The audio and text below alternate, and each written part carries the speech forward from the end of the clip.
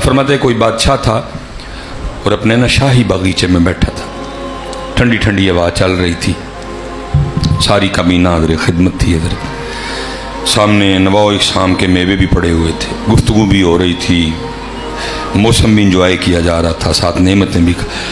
वो बादशाह को ना दूर एक बाबा जाता दिखाई दिया, तो बाबा देख के ना बादशाह को शरारत सूझी।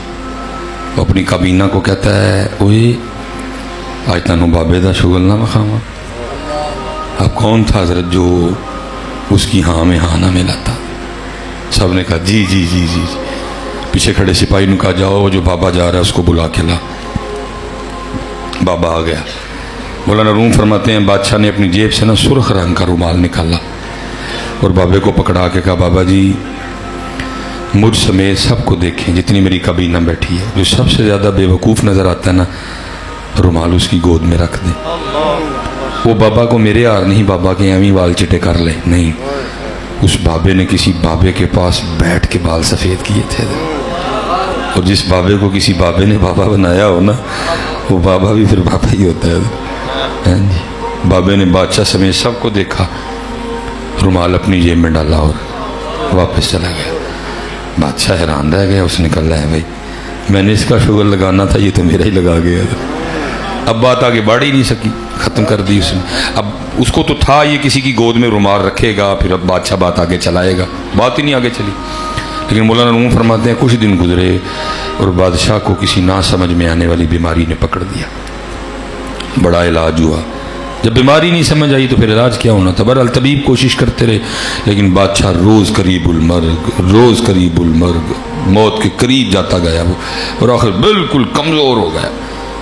तबीबों ने दवाइयाँ बंद कर दी और उन्होंने कहा भाई हमारा तजुर्बा कह रहा है कि बादशाह बड़ा भी ना तो 3 दिन देखेगा, चौथा नहीं। ठीक है जी। अब फैसला ये हुआ भाई दिन जो 3 रह गए हैं तो फिर इस तरह करो, एक दिन रियाया की और बादशाह की एक आखिरी मुलाकात करवा दो। बादशाह के लिए एक पलंग बनवाया गया, उसको पलंग पे लेटाया गया और इस तरह का रास्ता बनाया गया, एक एक बंदा आता जाता बादशाह से मिलता जाता और जाता। अब उन्हीं में ना रुमाल वाला बाबा भी आ गया। अब क्योंकि एक मुलाकात एक थी, दूसरा बादशाह था बीमार, उसको बाबा नहीं था याद कोई। बाबे ने आके अस्सलाम वालेकुम कहा, बादशाह ने वालेकुम अस्सलाम कहा। बाबा कहता है बादशाह सलामत, बड़ा शोर डाल रखा है, किधर की तैयारियां हैं? बादशाह रो पड़ा। उसने कहा बाबा जी बस एक सफ़र पे जाने लगा। तब बड़ा रोना आता है बंदे को, मेरी गड्डी, मेरा कार, मेरी बुढ़ी, मेरे बच्चे, मेरे बैंक विच पैसे, मेरियां पैलियां, मेरियां ज़मीनां, लेकिन तब वो कुछ नहीं सकता। अब वो बादशाह था भी बड़ा कुछ उसके पास। रो पड़ा, कहने लगा बाबा जी सफ़र दी तैयारी। बाबा बोला, उसने कहा बादशाह आगे तो तू सफ़र पे जाता है तो पता लगता है, सामान्य सफ़र होता है, तेरा प्रोटोकॉल होता है, आज कुछ भी नहीं, कैसा सफ़र है ये? बादशाह और रोया। उसने कहा बाबा जी है सफ़र ही, लेकिन आज सफ़र और है, और फिर उधर ये वाला सामान नहीं जाना, उस सफ़र का सामान भी और है।